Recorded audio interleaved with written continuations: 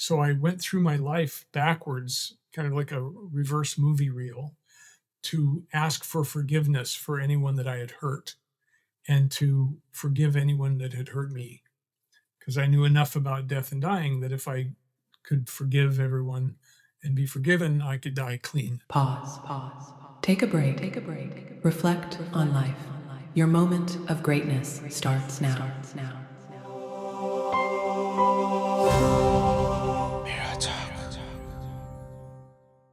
In this episode, we will learn how to delete limiting beliefs, heal childhood wounds, and resolve traumas from the past. Helping us with this is a belief therapist, subconscious pattern detective, author, and the founder of Clear Beliefs Institute. Welcome to the show, Lion. How are you doing? Thank you, Toby. I'm doing really well today. So it's a beautiful day in California. I'm very happy to be here with you.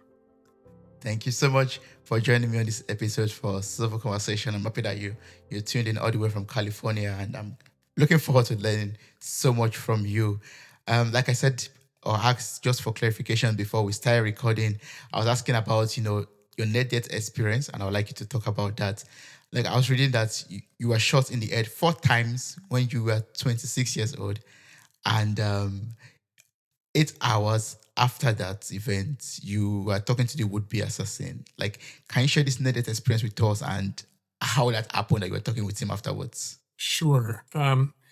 First of all, I was the reason I got into this circumstance is I was a traveling salesman, and I would often stop and help people whose cars had broken down, and I was just a good Samaritan on the road. And I was traveling through the desert between Las Vegas and Los Angeles, and I came across this young man whose car had broken down in the middle of the Mojave Desert. It was about 110 degrees out, and so I stopped and I said, "Can I help you in any way?" He said, "My car's stopped. I don't know what to do. I just put $200 into her, and now she won't start, and I don't know what to do." And he looked desperate, and I said, "Well, I'm heading into LA. Do you want to ride?" And he looked at me kind of funny. He said, "Yeah, okay." And he brought his stuff, duffel bags and suitcases and stuff into my van. I was driving an RV van. It's a large van made into an RV. And we ended up traveling together for 3 days. I took him under my wing. I gave him some clothes to wear, which his clothes were kind of raggedy. And I bought him food because he didn't have any money. And so I just took him under my wing and I grew to trust him and had him go and get the car washed or gassed up while I was in a store selling my wares. So the trust was built over a few days. And then the third night out, we were camped out in the middle of nowhere, east of LA. And suddenly there was an explosion, and I felt something hit me in the head. And I thought the gas stove, I was in this kind of crouched position between cabinets, moving things around. And so I felt this blow on my head, and I looked up to the gas stove because I thought it had exploded and it was intact. And then when I looked to my left, I saw him in the front seat with a gun pointed at me from Ooh. the front seat. And I realized I had been shot. And that was a surprise because I trusted this young man, and suddenly I was I was getting shot, and my head hurt, but I was otherwise intact, and I was confused, and I said, "Are you shooting at me?" And Okay. like, really, this is weird. Yeah. And I thought, okay, he's warning me. He wants to steal my stuff, and at that Mm. point, I thought, sure, take it all. Like, yeah, take everything. Just leave me naked outside. That's fine. As long as I have my life, that's the only thing that's important. Everything else I could give up. And then he shot again. And I realized he was not warning me, he was planning to kill me. So the second bullet missed me by a fraction of an inch. But I realized, okay, I'm stuck in this position. I can't move. I can't defend myself. He's 11 feet away with his hand propped up. I'm going to be dead soon. Mm. And when you're confronted with death, you have to decide how you're going to respond to death. And I didn't want to die angry or upset. I wanted to die in peace. And so I basically went into a meditative state and began preparing for death. And the first thing I did is I wanted to die clean without any leftover stuff from the past. So I went through my life backwards, kind of like a reverse movie reel, to ask for forgiveness for anyone that I had hurt and to forgive anyone that had hurt me. Because I knew enough about death and dying that if I could forgive everyone and be forgiven, I could die clean, right? Without the past coming with me.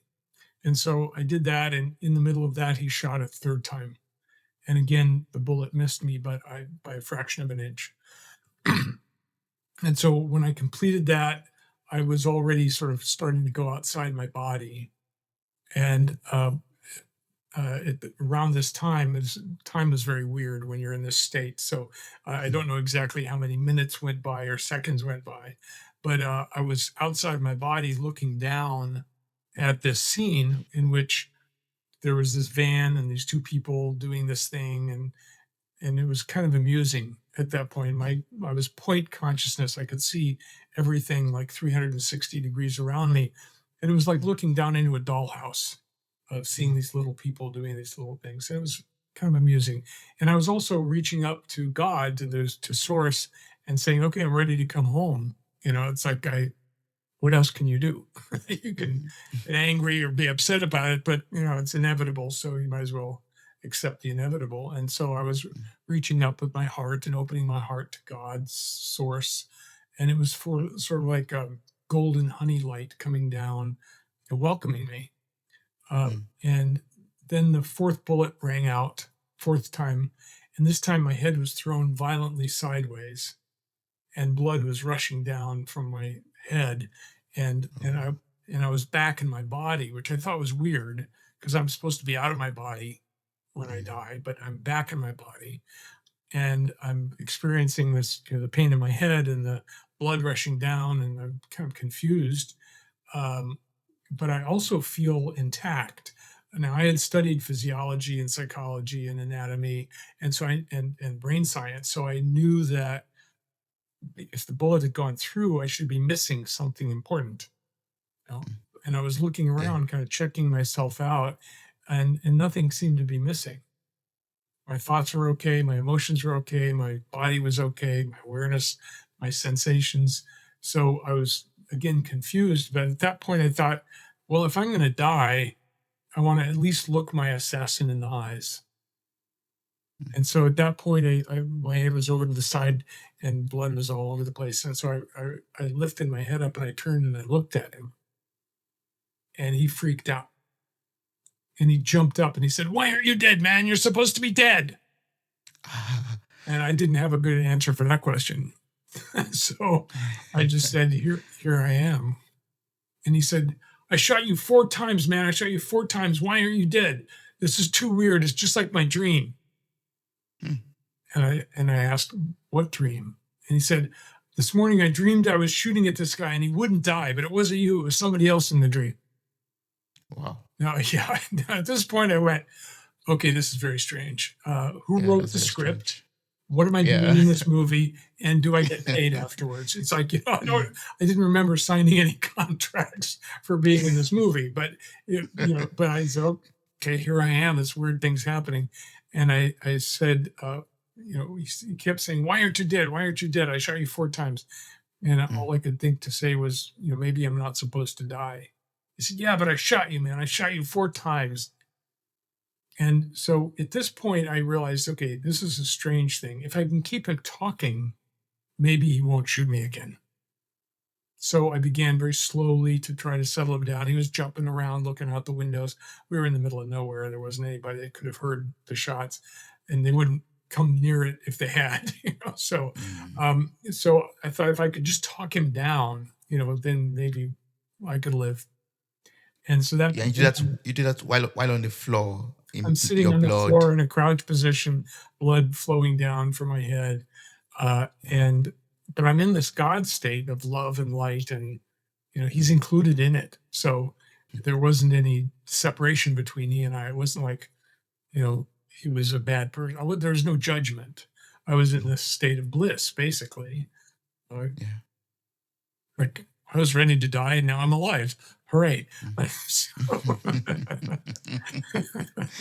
Wow. So that began an 8-hour conversation.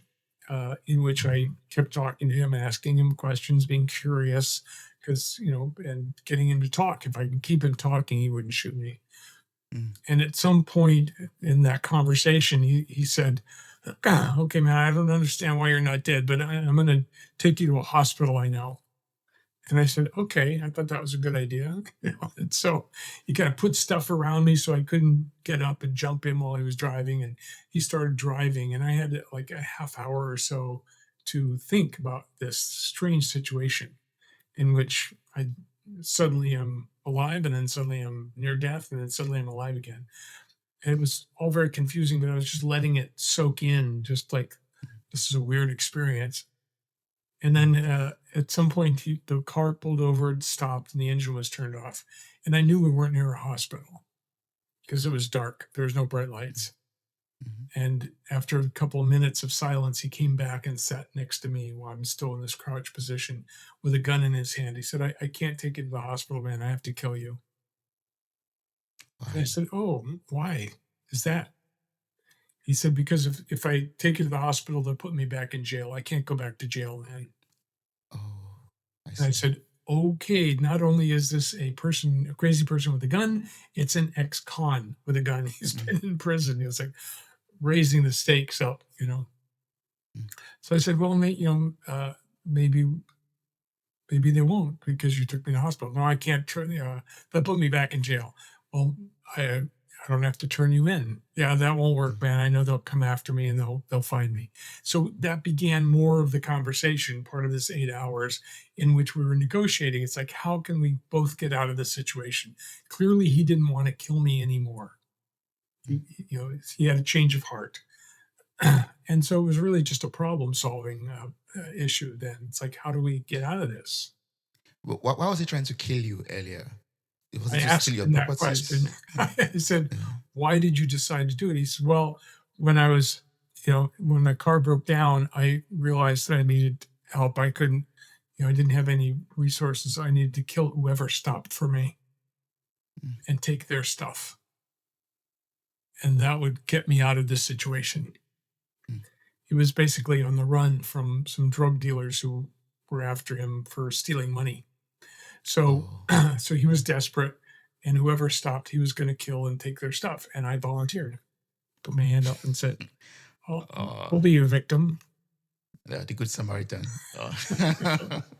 That's sad. So eventually, we came to an agreement, Mm, and by this time, the blood had stopped, and I kind of felt that, and he didn't know why I wasn't dead. I didn't know why I wasn't dead. I thought the blood had kind of gone and surfaced, but I was intact.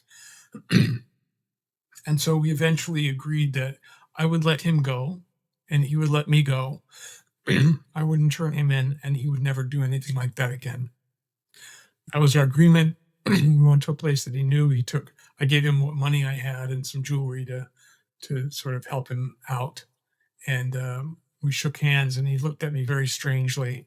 And I kind of said, "Good luck." And anyway, this is too weird. And I took myself to the hospital. mm. And in the emergency room, the doctor said, "You're a lucky man. 2 bullets bounced off your skull. They grazed you."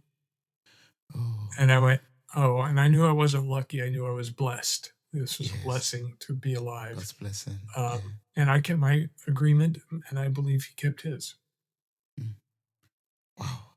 That's that's an adventure. That's like a whole movie already that you just It is. narrated. In fact, it's been made into a movie. Oh. If you read the story on my website, Mm, liongoodman.com, you'll get to a place where there's a link to the movie that was made based on the story. Uh, mm. and interestingly, to make the movie, they turned it into his point of view rather than mine. He was the main character, not me. So the movie's a movie. It's not what happened, but it won best film at a film festival. Oh, that's awesome. I'll place the link to your website in the show note of this episode for anyone who wants to like watch the movie. Okay. The link is there to the movie. Yeah, the link is there to the movie. Awesome. Thank you so much for sharing that near experience. I mean, it's not everyone that gets to experience that, and I believe this experience taught you a lot of things, changed your life, and made you who you are today. I believe. Indeed, it did. It's Yeah. a way of becoming awake, but I don't recommend it as a path. to other No. people. Not everyone will want to go on that path. No, No, no, no, no. it's not a Yeah. great path to follow. And how did it change your life? You having experienced all of that, leaving your body, seeing yourself and the assassin from a different plane, and getting back into your body, having to speak with him 8 hours after he shot you 4 times, going to the hospital, healing, all of that experience. How did it transform your life? Well, I now specialize in transformation because it did transform my life so much Mm. that I thought, everybody should have a chance to do this without being shot. So, so, so Yeah. I had been studying consciousness and psychology and physiology, in college. This happened shortly after college, and I didn't know what to do with all of it. I just knew I needed a job, a real job, and so I Mm, got a job as a headhunter. After having mm. I headhunted, I thought that was ironic, Yeah, that's so yeah. so I was helping companies find people, and it turned out that that was a great career for me. I was very sensitive and awake and alive, so I could tell when people were right for each other. And that career lasted 25 years. Um, but at the same time, I was studying consciousness. I was taking workshops and trainings and going to therapists and really exploring myself in every way I could because this was such a dramatic experience that Mm, it had to have meaning. And I needed to understand what it meant. Why did it happen? What was my purpose here on the planet? Because it's sort of like being reborn, but not having to go through that nasty diaper stage again. It's like, mhm. oh, I get to be reborn and remember everything already at the same time. Yeah. So I wanted to take advantage of understanding it. So I really explored everything I could: neurology, psychology, various methodologies of healing, shamanic practices. So by day, I was a headhunter in a corporate environment, and by night, I was doing shamanic practice and doing workshops and trainings on the weekends. So it Yeah. was an exploring time, uh, and uh, and that career did very well for me. I became a very successful headhunter and had my own business eventually. So it changed my life in that way. Most people, when they have a dramatic experience like that, they go from being very grounded to being more spiritual. Mm, I was already spiritual, but I wasn't very grounded. So this actually grounded me. It gave me the balance in my life that I needed to be in the world fully, not just up in the spirit realm. mm. Oh, I like you to touch on that a little bit. What does it mean to be grounded and just spiritual? Um, First, my conclusion after this 40 years of study and practice is that we Mm, are multidimensional beings mm, having multidimensional experiences. And what I mean by that, if you think of the dimensions of you right now, and I invite everybody in the audience to think about this, you have a physical body, you have emotions, what we call the emotional body, you have thoughts and beliefs, which is part of the mental body, you have a spirit, which we call the spiritual body, but you also are an energetic being. You have energy, the chakras and the acupuncture points are part of your energy system. You have mm, relationships. That's the relational body. We have all of our relationships around us in different kinds of relationships. We mm, have a connection to our culture and to our ancestors, and we have a connection to the wider world. We're part of an environment. And each of these are dimensions, and we're living in them all the time. So we're multidimensional beings because we live in all of these different dimensions. And our experience is multidimensional. You're seeing, feeling, hearing, thinking, feeling, experiencing all the time as well. So, so we often kind of narrow our belief about who we are. I'm a plumber. That's what I do. So that's who I am. But in mm, fact, when you expand your awareness to all the dimensions, you realize, wow, I have all these different aspects of me, and I'm having all these experiences with all these different aspects. And so we widen and widen and widen our experience of who we are as a being. mm, And so the more you explore all those different aspects, the bigger you become in the sense of who you are. So being grounded means being in the world, dealing with the world, dealing with economics and with making money and with having a business or having a job and experiencing that fully. Being a spiritual being is having connection to God or source or whatever you want to call it, the universe, the void, the big whatever it is, Yeah. and having a direct connection with that part of your life. Mm. Being an emotional being is being in touch with your feelings and knowing what you're feeling at every moment and being able to respond well to others. That's our responsibility, our ability to respond. Being a social being, having friends and family and children, parents. So the more you are awake to all of those experiences, the bigger you are as a being in the world. And you can talk to anyone and be with anyone, whether they're a poor person on the street or an executive. We're all just people. We're all multidimensional beings. And we all get stuck in particular parts of ourselves. We get stuck in our beliefs. We get stuck in who we think we are. And so my work is in opening up those stuck places so that we can experience the bigness of who we are.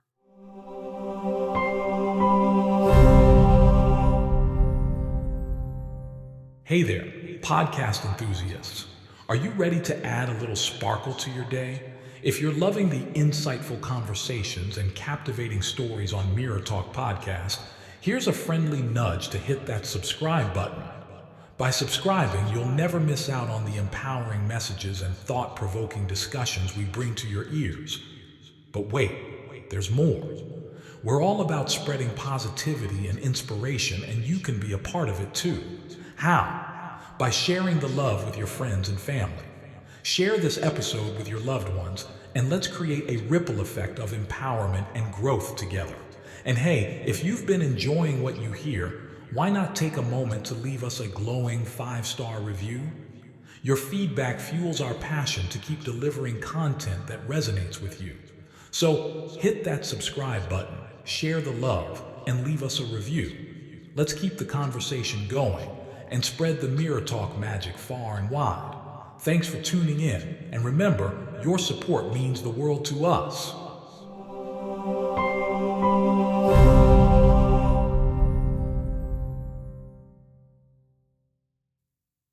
Oh, I love that.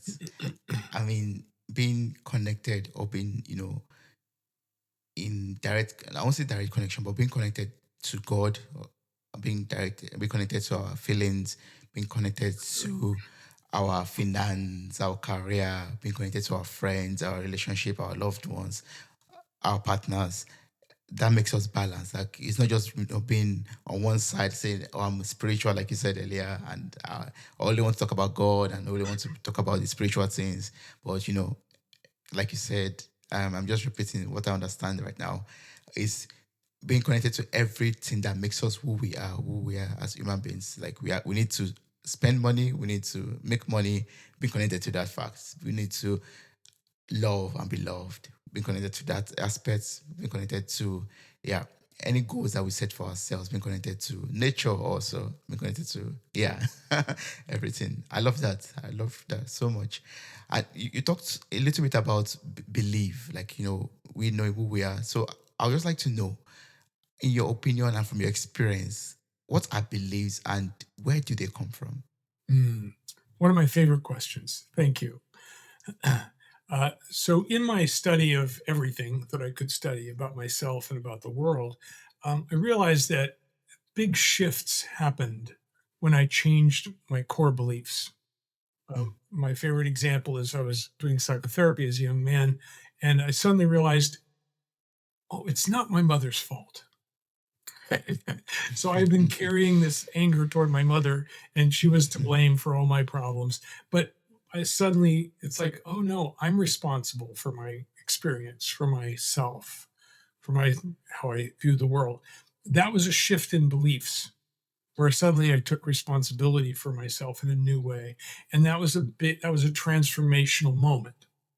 And so I studied all of the transformational moments that I had in my life, including being shot, And I realized that my beliefs changed in each of those moments. And so that got me interested in beliefs. What are they? Where do they come from? What the heck do you do with them? Uh, and so I studied for many years all the other people and what they were saying about beliefs. And I realized that most people talk about beliefs as if they're a mental construct. This is a thought that I'm committed to. There should be less government. There should be more government. There should be, the poor people ought to get a job and get off welfare, and we need to take care of people. These are thought forms that people have, and so they talk about them as if they're thoughts. But coming back to this multidimensionality, I realized that our beliefs are conclusions that we come to from our experience. If your father beats you all the time, you may come to the conclusion there's something really wrong with me. I must deserve to be beaten, because children tend to blame themselves for whatever's happening to them, or I'm not lovable, or there's something wrong with me, or I don't deserve to live. These are the kinds of deep beliefs that form very early in life that we then carry forward because we never question them. The beliefs that we accumulate as children tend to go with us, and we form our personality around them. And this is our attitude, our way of looking at the world, how I see myself. Those are self beliefs, how I see other people, how I see the world. And this is how it is. Now, this comes from the way the brain works. The brain wants to know things because the unknown is scary. I don't know why I'm being beaten. I don't know why I'm hungry. I don't know why the war is happening. So we come to conclusions to make ourselves feel more secure. And when we come to a conclusion, we at least know why. It's the meaning that we make of things. And that meaning becomes the lens through which we see the world now. Like, life is hard. That's my conclusion. So now I'm looking through the lens called life is hard, and I'm seeing life being hard everywhere I see, because the lens operates as a filter. It lets certain things in and keeps other things out. So I don't see anyone having a good time. Everybody's suffering. Now, if I change that lens and saw life as joy, then everywhere I look, I would see joy. And so the beliefs are formed from our experience, but then they limit our experience. We call them limiting beliefs, but all beliefs are limiting because they are a filter through which we see the world. And so they're basically the infrastructure of the mind. The mind is made up of these conclusions and beliefs. Some are indoctrinated into us. You're a sinner. You're a piece of crap. You don't deserve to eat this food. You're a wonderful child. You're a golden child. You're a perfect child. So all the indoctrination we get, these beliefs start piling on top of each other, and they become who we are. Oh, you mentioned something right now that I want us to talk about, and that's about all beliefs are limiting. That means no matter how big the belief is, or you can achieve this great thing, it is still limiting, or it's limited to that big thing that you believe you can achieve. Right. Well, so the reason all beliefs are limiting is because they're conclusions about the universe. And the universe is huge and complex. And so when I create a belief, even if it's a wonderful belief, like I'm a terrific person, I'm closing off all the other possibilities. Like, yeah, I'm also an asshole sometimes. Yeah, or sometimes. or I don't like that guy, I deserve better, right? So so all beliefs are just basically a conclusion. They're taking the whole universe and cramming it into a small space and saying this is the way it is. Now we know that, for example, religious beliefs or political beliefs can really jam someone up. They get really stuck in that belief and they see through that belief system and they can't see anything else. In the United States, if you try to talk to a Republican about a Democratic point of view, they just don't get it. And the vice versa. Same is true of the other way. Or if you talk to a Christian about Islam, they know that's false belief, right? And you talk to someone in Islam about Christianity, they go, no, that's false belief. So people Yeah. get stuck in their beliefs. It limits their possibilities. And my interest is in unlimiting our possibilities. How do we clear the beliefs and see them as temporarily useful rather than true, right, good, not wrong, bad, false? Yeah. So how do we do that? How do we transform our lives by clearing these beliefs, deleting these beliefs that defeat us or that hold us into a confined space? How do we do that? Well, this is the result of the study I've done for 40 years. I put all of the techniques that work really well for clearing beliefs into the clear beliefs method of Mm, trauma informed therapeutic coaching. And that's what I mm, teach to coaches, therapists, healers, doctors, and consultants around the world. Now, I have mm, over 600 people who have gone through the program and now use these techniques to help people free themselves from these old beliefs. So there's many different techniques. I offer about 20 different techniques that all integrate together. So there's not just one way. Many people have their favorite way of clearing beliefs. The problem is that most techniques that have been developed for clearing beliefs clear them as mental constructs. So, mm, okay, just change your mind about it. Just have a different belief. Well, that's mm, okay, except the old belief is still there. And so you're trying to put new beliefs on top of old beliefs. Like, say, mm, affirmations. Say this affirmation 20 times a day, and magic will happen. You'll change.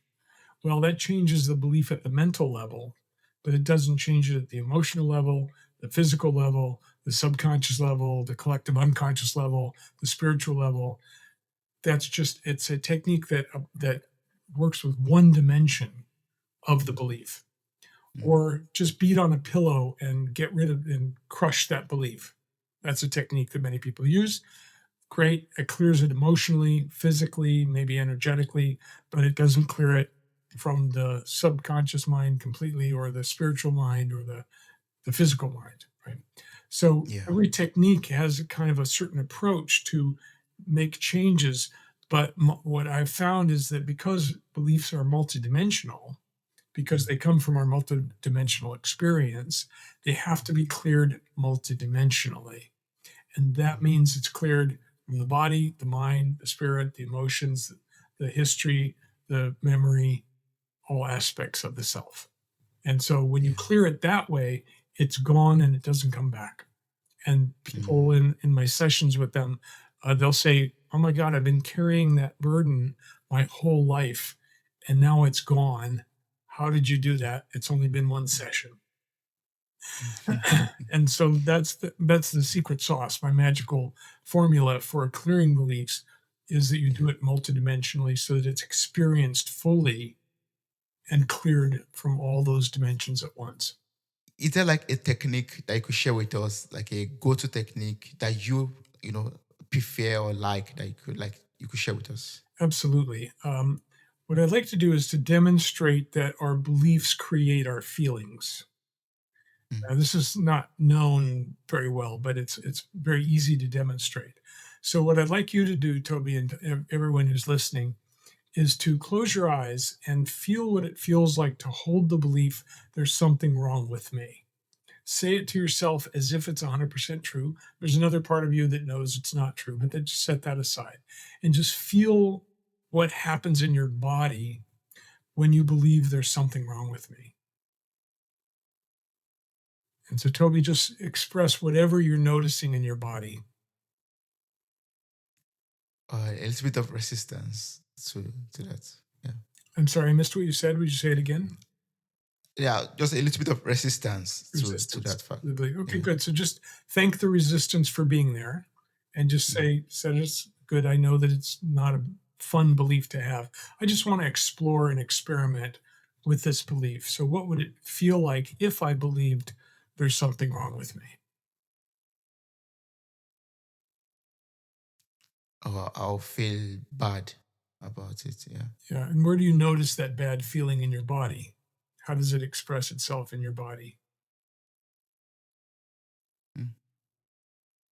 I think it just makes me feel a bit down, like not so energized. Yeah. Good. And where do you notice the down feeling? Uh, where if you scanned your body for that sense of down, where would that Mm. be? I think it's in like my belly region down there. Yeah. Good. Good. Just put your attention on that belly region and the down sense, and as if it's a weight. And Mm. if you put that weight on a weight scale, how much would it weigh? Oh, I don't know. Zero 0.5 kg. I don't know. Okay, it's fine. Whatever answer comes is fine. Yeah. Okay, good. So now I'd like you to imagine that you went into a clothing store and you took on a suit of clothes that made you feel this way, and you went, "Yeah, I don't want to. I don't want to wear this clothes." And so just take Mm. it off and toss it to the side. Take off the belief. Take off the feeling. Just toss the whole thing to the side. Okay, good. And now I'd like you to try on a different belief, a different outfit of clothing. And this one is, "I am a sacred and worthy being." And I'd like everybody to try this who's listening. Feel what it feels like to hold the belief, "I'm a sacred and worthy being." And just notice how your body feels now. Describe whatever you're noticing in your body. If I feel like a sense of sunshine. Hmm, Yeah. good. Well, enjoy that for a minute. And just notice that different beliefs create different sensations in our body. Mm. And so this is, and you're welcome to open your eyes. And you can keep that belief on if you like it, or you can take it off and throw it away. It's up to you. You get to choose what you believe. Mm. So this is an experience that shows that our beliefs create body sensations, feelings in our Mm. body, right? And Mm. so you can use this in reverse. So if you're feeling something that you don't like in your body, you could feel it, and you have to feel it completely and wholly, and notice where its outermost edges are. And then Mm. you can ask it, "What belief are you?" And it will tell you. And I'll give you an example of this. I was going to a party one night, and I knew it was going to be a good party with lots of my friends there. And I walked in the door, and it was a big party, but I suddenly felt weird. My whole body was like vibrating with some very strange sensation, and I didn't know what it was. It was just like weird. It's like I'd never experienced it before, and so I knew this technique. So I sat down in a chair very close to the entrance, closed my eyes, and felt the weird feeling fully and completely. And it was, once you feel it fully and completely, it usually lightens up with in a very short period of time. But so it lightened up. But then I said to the feeling, "What belief are you?" And it responded, "I don't belong here." Mm. And I realized, oh, something happened when I walked into the party. I don't know what it was. I might have smelled something that triggered this old belief. I might have seen someone that I had, unfinished business with. I might have, seen someone that I didn't like, or just who knows? Doesn't matter. But what something got triggered, the old belief got triggered, and it was a belief I was familiar with and had worked on before, but something triggered it, and I was feeling I don't belong here. And so I did my process in which I take the belief off and let it go, and put on a new belief called I belong here. And I finished that, stood up, felt much better, looked around, and I was in a different party. Now suddenly everybody was warm, welcoming me over. "Hey, Lion, good to see you. Come on over." And I got to enjoy the party fully. And that process took about 20 seconds. Mm. So you can change your state by changing your belief. And so there's a recommendation for everybody to just notice that when you have a belief when you have a feeling you don't like, find out what you believe, do a quick change of your belief, and you'll have a different experience. Yeah, but Lion, some people might be asking and saying, I mean, it sounds so easy, but in reality, it's not that easy. It's just shut your eyes and feel that belief that is not working for you, and then putting it off and putting on a new belief. I mean, it's with practice. I believe it's possible to do, but for a new person who's just trying this out, it could be very very difficult to shut his or her eyes and then pull that belief off.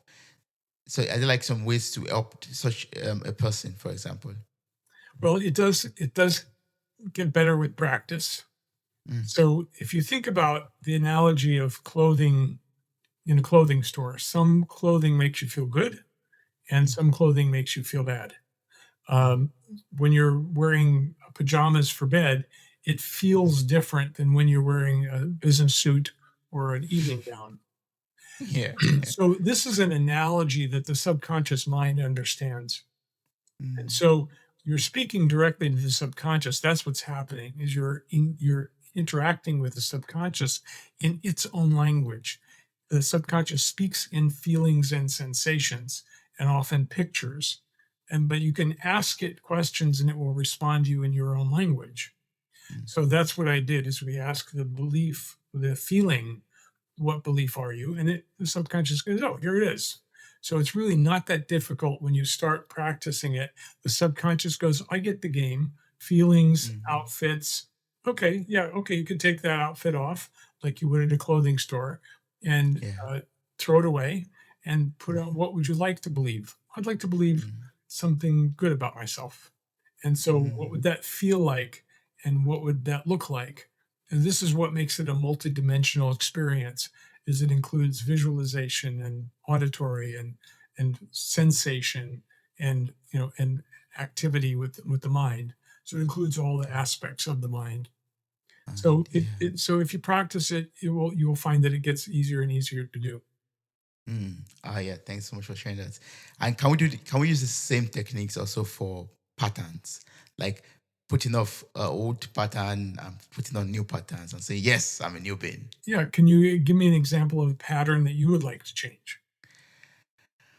That's a very good question. What kind of pattern do I like to change? Which pattern? Let me think. I have to think for a minute. I'll say maybe, very simple one. Maybe pattern of going to bed late and waking up tired. Great. That's one pattern I would like to Great, change. Yeah. excellent. I know this one personally, so so Yeah. it's easy for me to talk about. Okay, so this is a behavioral pattern.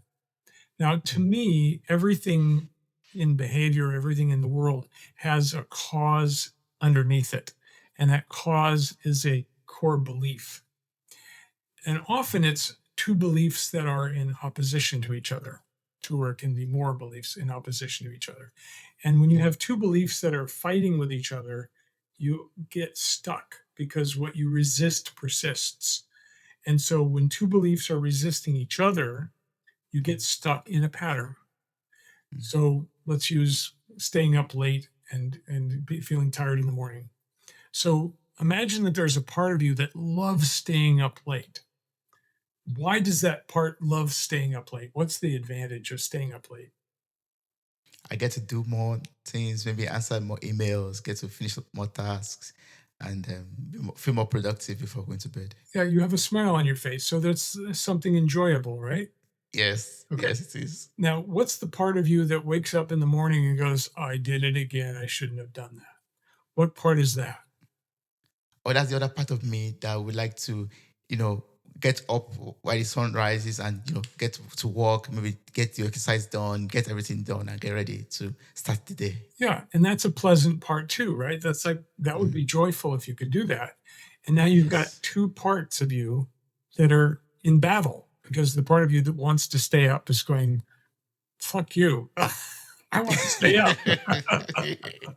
Yeah. And the part that wants you to get up in the morning and be productive was going, fuck you for staying up late. It's like I'm pissed off that you did it again, you bad boy. You know,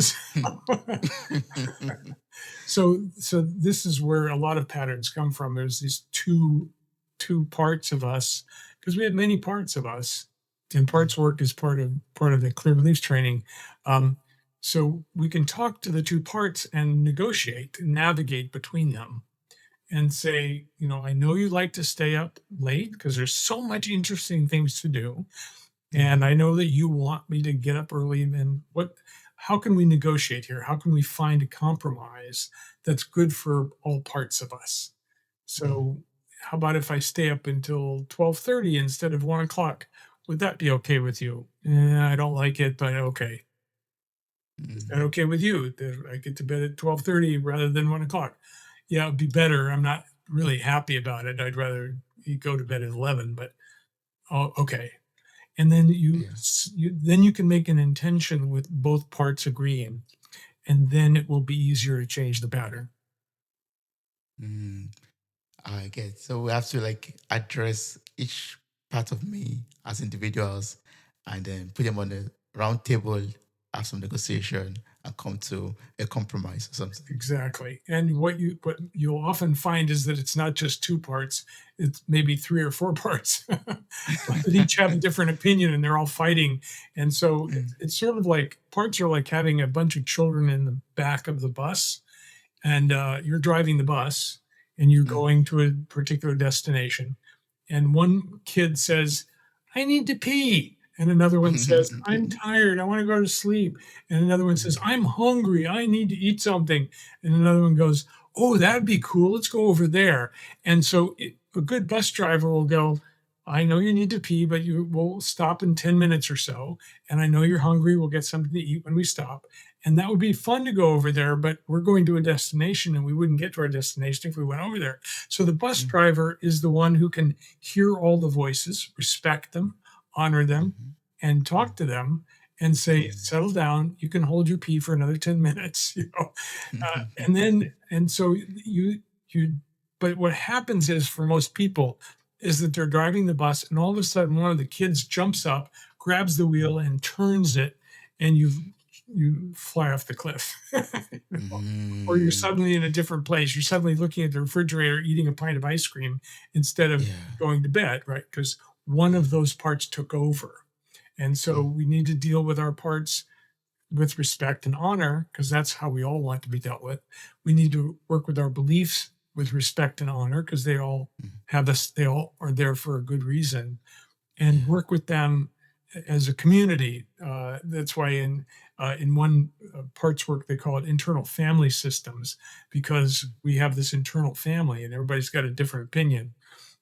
And mhm, I teach a different form called voice dialogue, but it's all the same stuff. We're working with our inner parts. We're working with our inner beliefs. We're clearing the parts and the beliefs that don't work for us anymore, and we're bringing them more together so that we can be a whole person and express ourselves fully. yeah. Thanks so much for sharing that. I've really learned a lot from you. But when I connect all of these things together, and I'm so happy you brought up the analogy with a bus driver with the kids wanting different things, and we talked about letting go of patterns, and having that inner dialogue basically to achieve that which you want to achieve. But then I think there's something that holds one back when it comes to beliefs also and patterns, and that's our past traumas, our past experiences, our childhood wounds. Those are like chains, I believe, that tie one down to a particular point of belief or pattern. So how can we let go of all of these bondages or these dead horses that we drag around with us that does not allow us to transform into the life that we desire? Beautiful. Well, first you said, how can we let go of all of them? And my answer is one at a time. Oh, okay. Okay, let's do it one at a time. We have tens of thousands of beliefs. We have hundreds of thousands of experiences. Some of them Mm, were good and some of them were bad. And we tend to hold on to the bad ones more than the good ones. mm, Rick Hansen, who's written many books, including Buddha's Brain, says that we our mind is made of Teflon for good experiences. They kind of slide off, and Velcro for bad experiences. They're mm, sticky, right? mm, So we have these experiences from the past, including traumatic experiences, in which we made up something about them. It was harmful, hurtful, confusing, and we had to figure out why it happened. And then we make something up to explain why it happened. Like, my father's beating me every night. I must be a terrible person. mm. Or the priest said I'm a sinner and fondled me, so I'm now a double sinner. Now I should go to hell, right? So and some people live with trauma. People in poverty live with trauma all every day, and so they're trying to navigate around these traumatic experiences. I don't have enough food to eat. I got to take care of my kids. I don't have a job. I don't have money. So that's a state of trauma. And there can be one incident that creates a belief, or there can be a series of incidents that create a belief. I'll give you an example. a woman that I was working with in her early 20s had gotten drunk with some other people, went to the top of a cliff and jumped off into the water about 60 feet down. And looked like fun, but she landed on her back and broke her back. Um, and so she came to many beliefs from that experience. First of all, she almost died. They were able to get her to a hospital and she survived. But she was completely tied up from the experience. We had to go back to the experience and slow it down and re-experience every moment of that experience, including the decision of why this is a good idea, and the leaping and the joy of flying, and then the impact. And step by step, we went back and re-experienced it. She could experience the horror of the pain moment by moment, and slow it way down. This took a long time to the place where she could remember the experience from beginning to end fully and completely. And that cleared the physical trauma. Her body was actually transformed after that point because she had re experienced it completely. Because when we have a sudden bad experience, we go into shock and we suppress those feelings and the sensations. For me, it was being shot. I had to go through that process. I stayed awake through that completely, but by later going through it moment by moment, I could release the trauma. And so that's one of the techniques we use is going back and re-experiencing the trauma completely and working with both the experience of the trauma and the conclusions that we made of it. So we can actually say, oh, that conclusion, I'm a bad boy, was not the right conclusion. It was that dad's being an asshole. And so that is called memory reconsolidation in psychology. We're going back to earlier memories, deconsolidating them, taking them apart, changing what happened in memory and reconsolidating it a new way. And so there's many forms of memory reconsolidation. My form is just one, but it happens to be very effective. So these are the ways to heal traumas. There's many different techniques that we combine, including going back and actually changing what happened in memory. And that echoes into our present. And that's how we're able to clear burdens that people had for 30 or 40 years in a single session, is just by going back and changing the memory of what happened. Mm. Oh, that sounds to me like, sitting down with that trauma and walking through it instead of suppressing it, revisiting those moments, those memories, and really processing it, taking what you concluded out of it and how it actually went, and then trying to, like you said, reconciliate. Yeah, I believe that's the word. Yeah. Reconsolidate. Yeah, it's a funny word, but Reconciliate. Yeah, reconciliate. Yeah. yeah, and it's important to know that if you're in talk therapy and you just talk about it, that doesn't get you anywhere except deeper into the trauma. So talk therapy is famous for not being very good for clearing traumas because it just reactivates them. People get reactivated by going over the trauma, and just getting reactivated doesn't clear it. What clears it is to slow the movie down and to take it and to feel it moment by moment, to observe it moment by moment, not just talk about it, because that actually can make it worse. But how do you slow the movie down? Like, if I were, let's assume I'm in a therapy session with you right now, and we're trying to walk through an experience or a trauma, how would I slow down the movie? Well, first of all, the mind is amazing because it's very creative and it has infinite capabilities.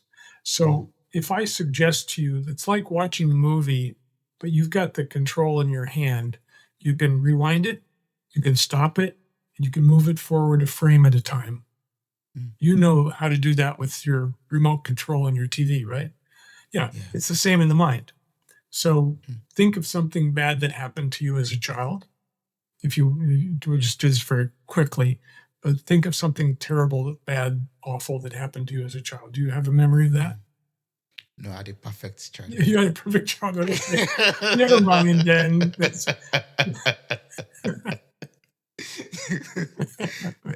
Yeah. Okay. Got one? Okay, just Yeah, go close on. your eyes, and I'd Mhm. like you to rewind the movie back to before the bad thing happened, Mm. okay? And what were you doing right before the bad thing happened? Like I was just playing. Yeah, Um, okay. yes. Feel that, feel the joy of just playing, because that's the Mm. state that you were in before the bad thing happened. And now I'd like you to just one frame at a time go forward until right before the bad thing happened. And tell me when you're there. Yeah. Okay. Now, at that moment before the bad thing happened, what was the warning sign that something bad was about to happen?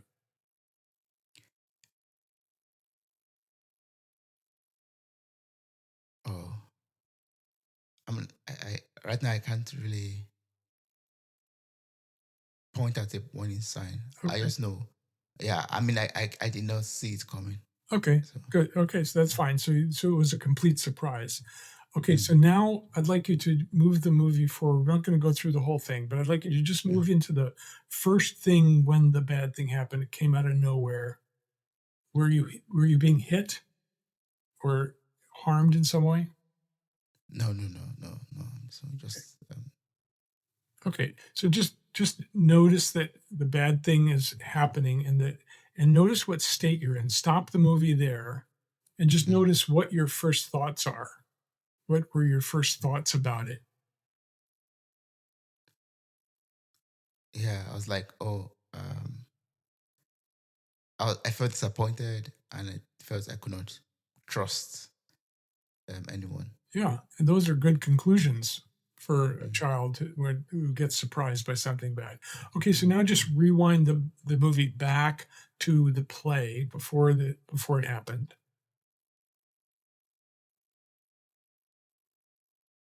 mm, Just feel the joy of the play before it happened and notice that you had trust in that person mm, before the thing happened. mhm, And just kind of you can just move it forward a little bit and backward and just notice that that was the moment when trust was broken. mm.